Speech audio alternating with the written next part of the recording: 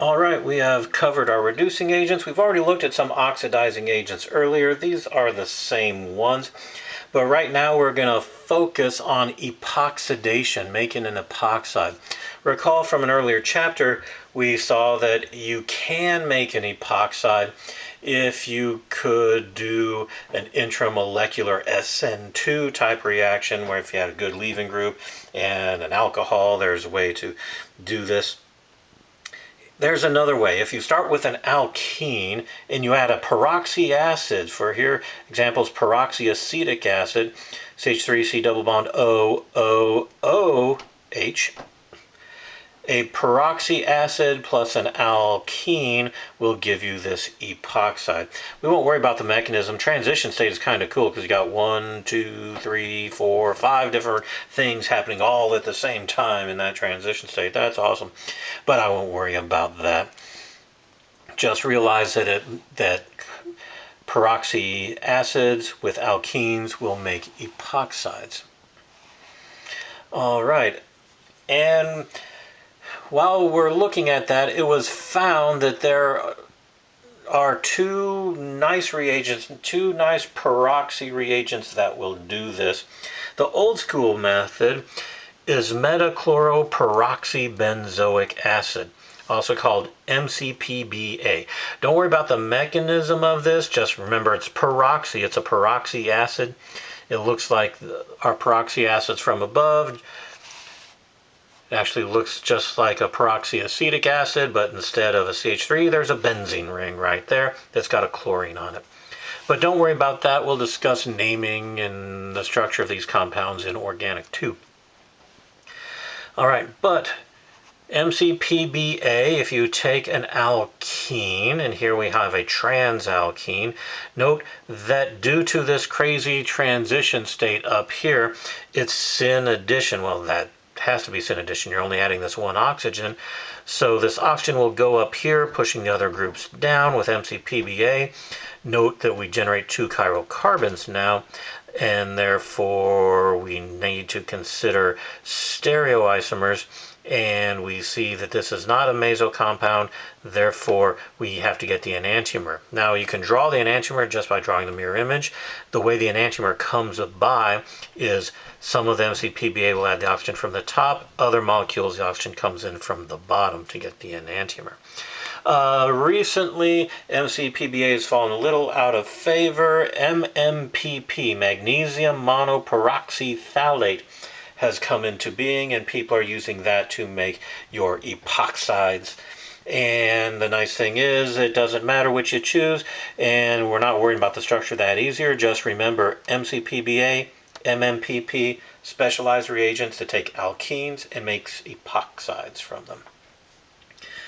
Okay, and here's a little synthesis just to have some fun, where if you can make this epoxide through various synthetic methods. You can practice that on your own. All right.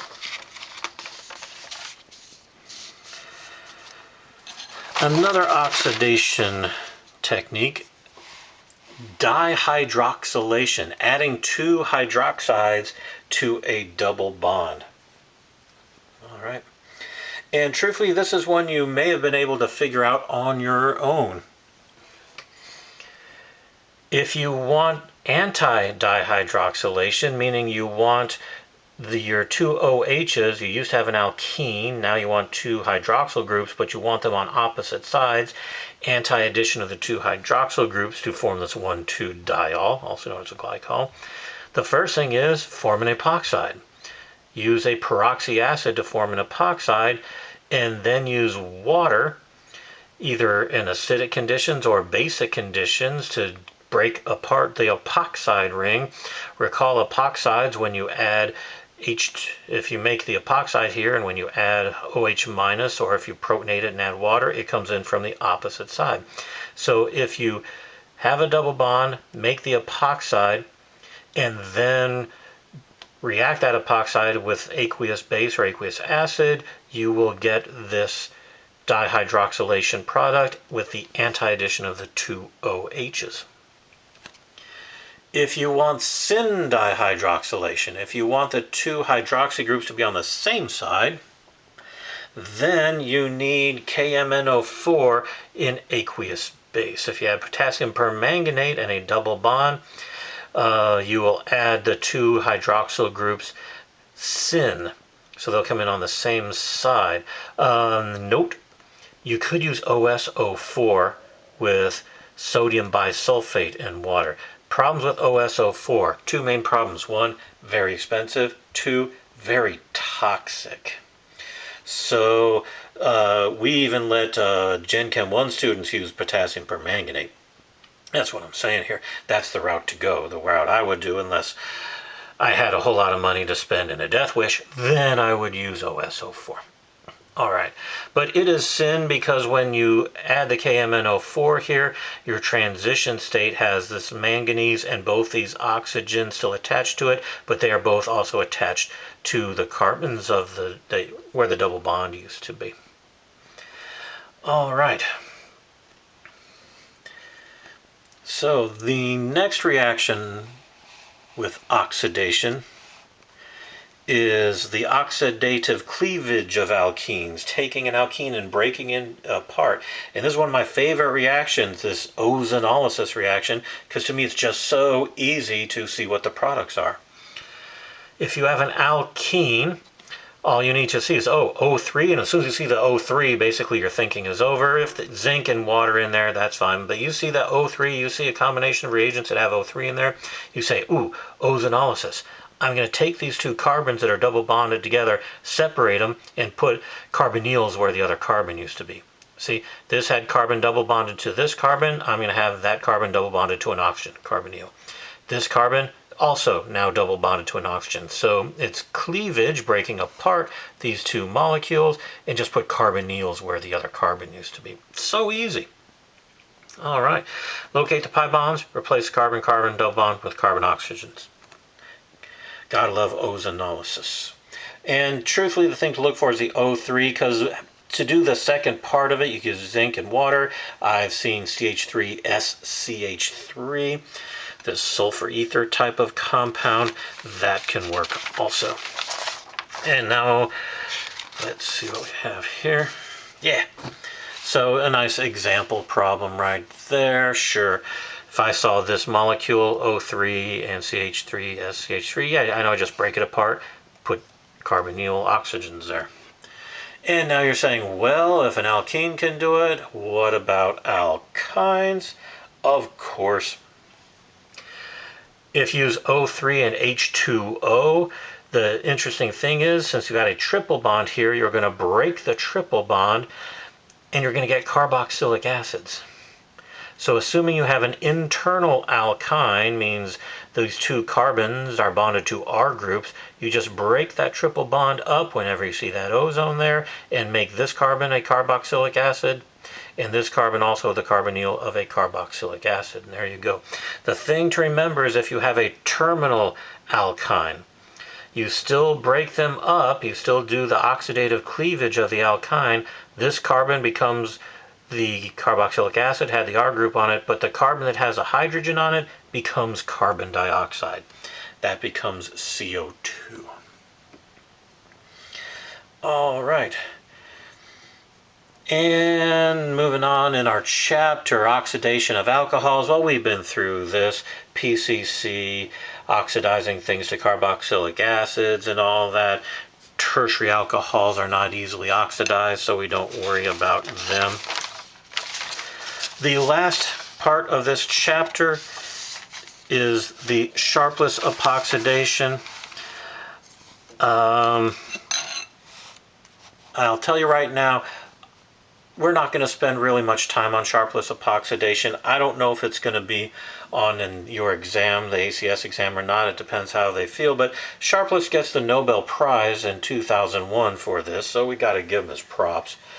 Anyhow, what Sharpless was doing was this. He said, okay, if I have an alkene, anytime I make an alkane from it, if my carbons are chiral, if my carbons end up being chiral when I make an alkane, that means I've got enantiomers. because I'm starting with non-chiral reagents, they're not optically active. I have to have not optically active products. I've got chiral, I don't want to deal with chiral things because, well, I like chiral carbons, but I don't want the mixture of enantiomers. I just want the one enantiomer. Is there any way I can get around that rule that if your reactants are not optically active, your product cannot be optically active, therefore racemic mixtures? And he found out, no, he cannot get around the rule, but you can kind of bend it a little bit. What he found out was if you start out with an allylic alcohol here, means you got a carbon-carbon double bond, and on one of the carbons of the double bond is a CH2OH, he found he can use a chiral catalyst, this tert-butyl hydroperoxide and plus or minus diethyl tartrate, DET. And plus or minus means chiral.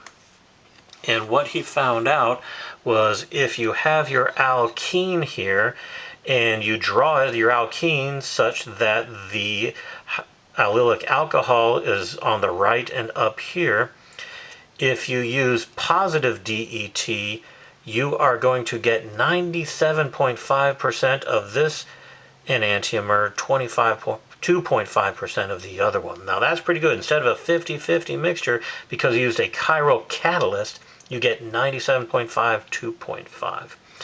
Now your book and this, if you want to freeze on this, will show you the method to determine the major product. I'll just tell you this right now, on the exam coming up right before the final, you will not have to determine the product of a sharpless epoxidation. The question is, for the final exam, will you need to determine this? I don't know. This seems awful specific for ACS, but you never know what they're going to put in there. So here's another shot of an example problem that if you have time, studying for the final exam, work through this problem. It's just mattering, okay, does plus add it here or does plus add it to the other side? Either way, it's awesome because you get 97.5% of your one enantiomer in not a racemic mixture. So Sharpless gets a Nobel Prize for being so smart and doing that type of thing. And that ends this chapter.